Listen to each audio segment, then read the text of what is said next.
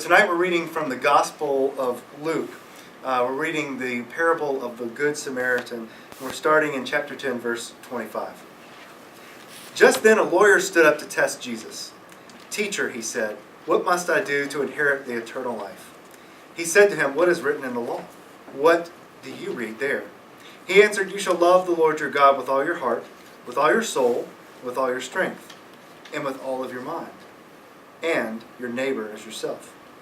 And he said to him, "You have given the right answer. Do this, and you will live."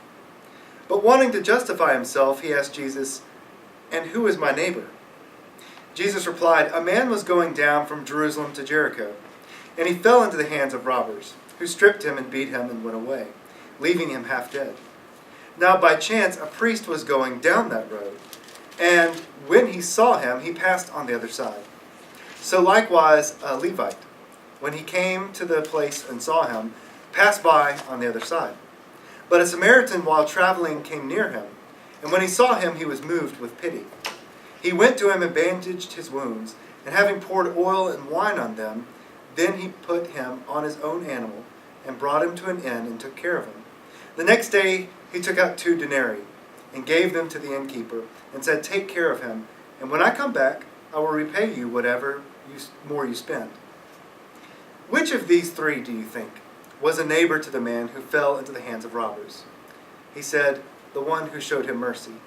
Jesus said to him, "Go and do likewise."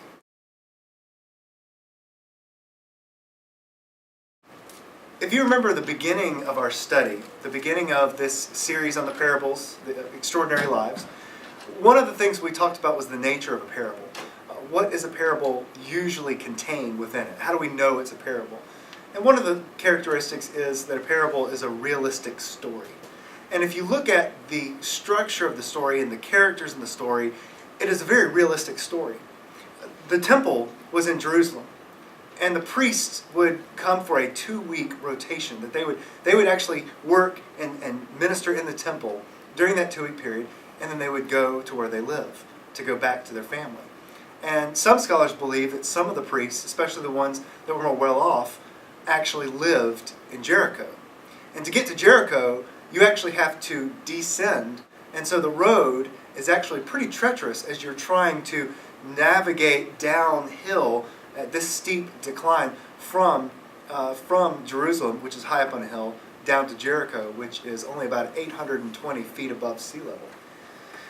And so as you're going down, there's actually a spot called the Ascent of Blood. The Ascent of Blood. Because that is where the road winds so much that robbers have an easy way of hiding. So this is a very realistic story. We can even see this happening and occurring in the minds, that they could connect with this story. The other is the twist. Do you remember that the parable always has a twist, something that you didn't see coming?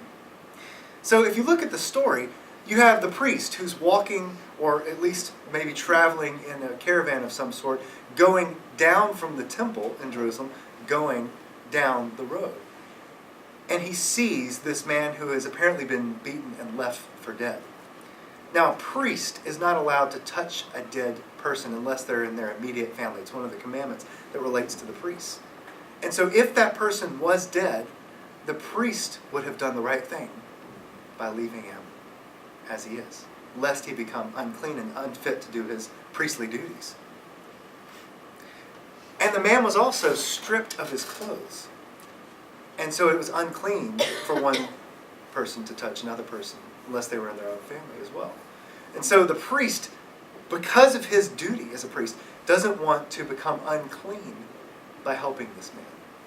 Now the Levite is understood sort of to be an assistant to the priest. They were not priests, but they came from the same tribe. And they would often be the people that were musicians in the temple. They were the people that might have acted as the temple police to keep out the unclean. And guess who would have been unclean to enter into the temple? The Samaritan. Samaritans were from a group of people, the northern kingdom, and north of the southern kingdom, where Jerusalem is, which was attacked and taken over by the Assyrians. And many of those Jewish people, the Hebrews from the northern kingdom, were taken into Assyria in captivity. The people who were left, along with the people who stayed and intermarried, became known as Samaritans, because they lived in the area of Samaria. And they accepted the first 5 books of the Pentateuch. They accepted that. But they also sort of cut themselves off, or maybe they were cut off from worship in Jerusalem because of the pagan practices and because they were cut off in worship and in the following the law to its strictest degree. And so they developed their own temple in their land. And so you can understand that if they were the ones who were not following the fullness of the law according to the southern kingdom, according to the land of Jerusalem, Judah, you can understand why they would not be allowed in the temple. And I have a quote here just to see how terrible their relationship was between each other. It says this in the Mishnah: "He that eats the bread of the Samaritan is like the one that eats the flesh of swine." And you remember that swine, pigs, were very unclean. So you can see just how tense this relationship is. The twist comes in that the two people who were seeming to be the neighbors of the man who was beaten and left for dead, stripped of all he has, left to die. The two people that seemed to be his neighbor, from one perspective, did what they were supposed to do and kept their purity and moved on. But the Samaritan, the one who wouldn't even be allowed to associate with those two people, who they would keep out of the temple, was the one who is acting like a neighbor and following the true spirit of God's law and helping this man and taking care of him. When Jesus asked them the question, "Who is your neighbor?" Or when Jesus is asked, "Who is your neighbor?" he tells this story to explain what it means to truly be a neighbor. The man, the scribe, the lawyer, he gets it. He's the one that says, "I know who the neighbor is. The neighbor is the one who showed mercy, who showed pity." And then Jesus says, "Go and do likewise."